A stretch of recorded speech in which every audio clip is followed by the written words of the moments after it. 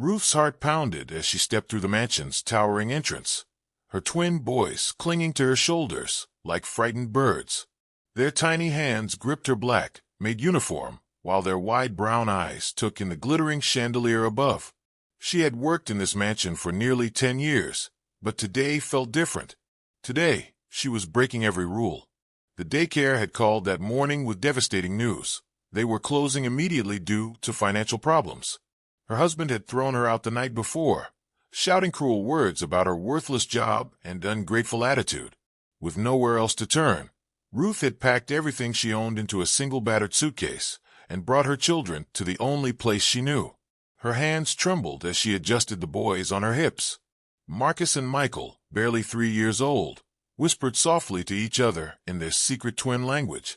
They didn't understand why Mama was shaking or why they were in this beautiful palace instead of their small apartment. All they knew was that Mama felt scared, and that made them scared too. Ruth had hoped to slip quietly into the staff quarters until she could figure out her next move. Just one day of mercy, that's all she needed. She had been loyal, working late shifts without complaint, covering for other staff members, never asking for raises or special treatment. Surely that counted for something. The sharp click of high heels on marble floor shattered her hopes. Ruth froze, her blood turning to ice water in her veins. Those footsteps belonged to Vivienne Laurent, the mansion's mistress, and Ruth knew instantly that her desperate gamble had failed. The golden sequined suit appeared at the top of the grand staircase first, followed by perfectly styled blonde hair and lips painted the color of fresh blood. Vivienne's eyes locked onto Ruth, then slowly traveled down to the 2 small boys. Her face transformed from surprise to disgust in seconds. Ruth watched helplessly as her world began to crumble, knowing that her children were about to witness something that would haunt them forever. Poor Maid was rejected for bringing her twins to the mansion, until the millionaire walked in. Part 1. The Desperate Arrival. Ruth's heart pounded as she stepped through the mansion's towering entrance, her twin boys clinging to her shoulders like frightened birds. Their tiny hands gripped her black, Maid uniform, while their wide brown eyes took in the glittering chandelier above. She had worked in this mansion for nearly 10 years, but today felt different.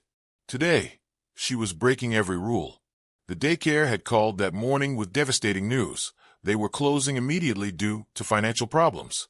Her husband had thrown her out the night before, shouting cruel words about her worthless job and ungrateful attitude. With nowhere else to turn, Ruth had packed everything she owned into a single battered suitcase and brought her children to the only place she knew. Her hands trembled as she adjusted the boys on her hips. Marcus and Michael, barely 3 years old, whispered softly to each other in their secret twin language. They didn't understand why Mama was shaking or why they were in this beautiful palace instead of their small apartment. All they knew was that Mama felt scared, and that made them scared too. Ruth had hoped to slip quietly into the staff quarters until she could figure out her next move. Just one day of mercy, that's all she needed. She had been loyal, working late shifts without complaint, covering for other staff members, never asking for raises or special treatment. Surely that counted for something. The sharp click of high heels on marble floor shattered her hopes. Ruth froze, her blood turning to ice water in her veins. Those footsteps belonged to Vivienne Laurent, the mansion's mistress, and Ruth knew instantly that her desperate gamble had failed. The golden sequined suit appeared at the top of the grand staircase first, followed by perfectly styled blonde hair and lips painted the color of fresh blood. Vivienne's eyes locked onto Ruth, then slowly traveled down to the 2 small boys. Her face transformed from surprise to disgust in seconds. Ruth watched helplessly as her world began to crumble, knowing that her children were about to witness something that would haunt them forever. Part 2. The Cruel Confrontation. What is this? Vivienne's voice cut through the air like broken glass, each word dripping with venom. She descended the marble staircase slowly, deliberately, her golden heels clicking against each step like a countdown to judgment. Her perfectly manicured finger pointed at the twins as if they were diseased animals. Ruth's throat went dry. "Ma'am, please forgive me. The daycare closed early, and I had nowhere else." "You brought children into my mansion." Vivienne's voice rose, echoing off the high ceilings and expensive artwork. The twins whimpered at the harsh tone, pressing their faces against Ruth's shoulders. She rocked them gently, whispering soothing words while her heart shattered. Vivian stopped just inches away, her cold blue eyes scanning the small family with obvious disgust. "Get them out. Now." "Ma'am, I had no one else. Their father left us. Please, I'll work double shifts. I'll stay in the basement anywhere. They won't disturb anyone, I promise." Ruth's voice cracked as tears stung her eyes. 10 years of loyal service, and this was her reward. A cruel laugh escaped Vivian's red lips. "Promise? Do you think I built this life to be surrounded by other people's problems? This isn't a shelter, Ruth. This is my home, and your brats have no place in it." The word brats hit Ruth like a physical blow. She hugged her boys tighter as they began to cry, their small voices filling the grand hallway. "They're just children. They've done nothing wrong. Everything about this is wrong." Vivian's voice echoed through the mansion. "You standing here with your suitcase like a beggar, them tracking dirt and noise into my pristine walls. You think loyalty gives you the right to humiliate me in my own house?" Ruth's legs trembled. "I've worked here for years. I've never asked for anything. I stayed late when others wouldn't. I've been nothing but loyal." Vivian's eyes flashed with fury. "Loyalty would have been leaving your baggage at home. Instead, you stand here crying, making me look like the villain. Well, congratulations, Ruth. You're finished here. You and those mistakes you call sons." Ruth flinched as if she'd been slapped. "Please don't call them that. They're innocent children." Vivian tilted her head with a cruel smirk. "They're burdens, just like their mother. Unwanted complications in a world that has no place for weakness." The twins' sobs grew louder, their small bodies shaking with fear and confusion. Ruth kissed their heads frantically, whispering words of comfort she didn't feel. Her own tears fell freely now, each drop carrying years of suppressed pain and humiliation. "Where will I go?" Ruth's voice broke completely. "It's getting dark, and I have no money, no family." "Not my concern." Vivian cut her off, folding her arms across her golden suit. "You brought this on yourself. You chose to disrespect my home, my rules. Now face the consequences." Ruth's knees nearly buckled as she bent to grab her suitcase handle. Every muscle in her body screamed in exhaustion and despair. She adjusted the boys on her hip, their weight feeling heavier with each passing second. The marble floor blurred through her tears as she began the longest walk of her life. Each step toward the massive front door felt like walking toward the edge of a cliff. Behind her, she could hear Vivian's satisfied breathing, the rustle of expensive fabric, the soft tick of an antique clock marking the end of everything Ruth had worked for. 10 years of arriving early, staying late, missing her children's milestones to serve this family. 10 years of silence when she witnessed cruelty, of loyalty when others gossiped, of dedication when others cut corners. And this was how it ended, dragged out like garbage, her children labeled as mistakes. The twins clung to her desperately, sensing their mother's terror. Their innocent eyes darted between Ruth's tear-stained face and the woman in gold who had spoken such harsh words. They didn't understand the meaning of rejection, homelessness, or abandonment. All they knew was that something terrible was happening, and their mama couldn't fix it. Ruth's hand touched the cold brass door handle. In moments, they would be on the street with nowhere to go, no one to call, no hope for shelter. The city's homeless shelters were overcrowded and dangerous. Her meager savings wouldn't last a week. But just as she pushed the door open, a quiet voice behind her changed everything. Ruth, her name spoken in that familiar, gentle tone, stopped her cold. Ruth's knees nearly gave out as she slowly turned, still clutching her twins. There, framed by the golden light of the doorway, stood Adrien Laurent himself, the millionaire master of the house, the man she had served faithfully for nearly a decade.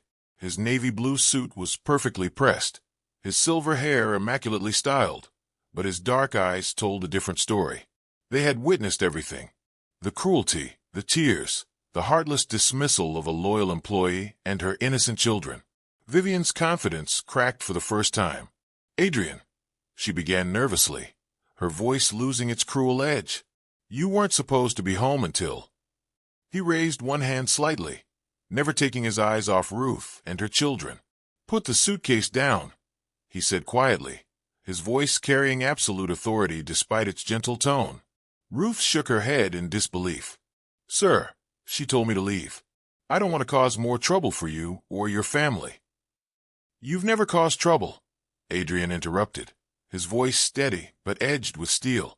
"In all the years you've worked here, you've been nothing but dedicated, honest, and reliable. Put the suitcase down, Ruth." Her trembling fingers released the handle, letting it drop to the marble floor with a soft thud. The twins peeked up at Adrian with curious eyes, their sobs softening to quiet sniffles. Something about his calm presence made them feel safer. Adrian finally turned to face his wife, his expression unreadable but his stance unmistakable. "Ruth has worked in this house longer than most of our staff combined. She has earned my respect through years of loyal service. She stays." Vivian's face flushed red with anger and embarrassment. "Adrian, this is our home, our reputation. People will talk if they see us harboring." "Let them talk," Adrian said simply, his voice carrying the weight of final decision. "She stays. The children stay. This is not up for discussion, Vivian. This is how things will be." The silence that followed was deafening. Vivian's jaw tightened, her perfectly applied makeup unable to hide the fury in her eyes. But she recognized the tone, the stance, the finality in her husband's voice. This wasn't a request or suggestion. This was a declaration from the man who owned everything she valued. With a sharp turn that made her golden suit shimmer, Vivian disappeared into another wing of the mansion, her heels clicking angrily against the marble until the sound faded completely. Adrian's expression softened as he approached Ruth and her children. "You've given this house years of your life, Ruth. The least I can offer you is a safe place for your sons. From today forward, they are part of this household. As long as you're here, they're here." Fresh tears rolled down Ruth's cheeks, but these were different, tears of relief, gratitude, and overwhelming emotion.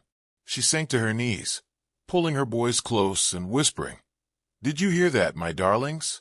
We're not alone anymore." The first few days were tense. Vivian avoided the children completely, her lips pressed into thin lines whenever their laughter echoed through the halls. Ruth kept her head down, grateful but cautious, making sure her boys stayed quiet and out of sight as much as possible. But children possess a magical power to melt even the coldest hearts. One morning, as Vivian sat on the terrace sipping coffee and scrolling through her phone, the twins came running past, chasing each other in an innocent game of tag. Marcus tripped and fell near her chair, scraping his tiny knee. Before Ruth could rush forward, Vivian found herself instinctively leaning down, lifting the small boy to his feet.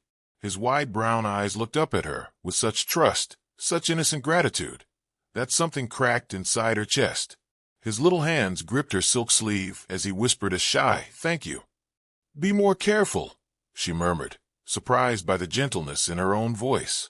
Over the following days, the twins' fearless innocence worked its quiet magic. They approached Vivian without hesitation, tugging at her designer clothes, asking questions in their adorable broken English, even bringing her dandelions they'd picked from the garden. One afternoon, Ruth walked into the living room and stopped in shock. There sat Vivian, her golden suit replaced by a soft silk robe, laughing as the twins whispered secrets in her ears. They giggled and fell against her lap, completely at ease with the woman who had once called them mistakes. Vivian looked up, meeting Ruth's amazed eyes. For a long moment, neither woman spoke. Then Vivian's expression transformed completely, revealing something almost vulnerable beneath her polished exterior. "I'm sorry," Vivian said quietly, her voice barely audible. "For what I said, for how I treated you and them. I was wrong." Ruth's heart swelled as she simply nodded, too emotional for words. The mansion felt different now, warmer, more human, filled with the sound of children's laughter instead of cold silence. Adrian's single act of compassion hadn't just saved a family. It had transformed his own household forever.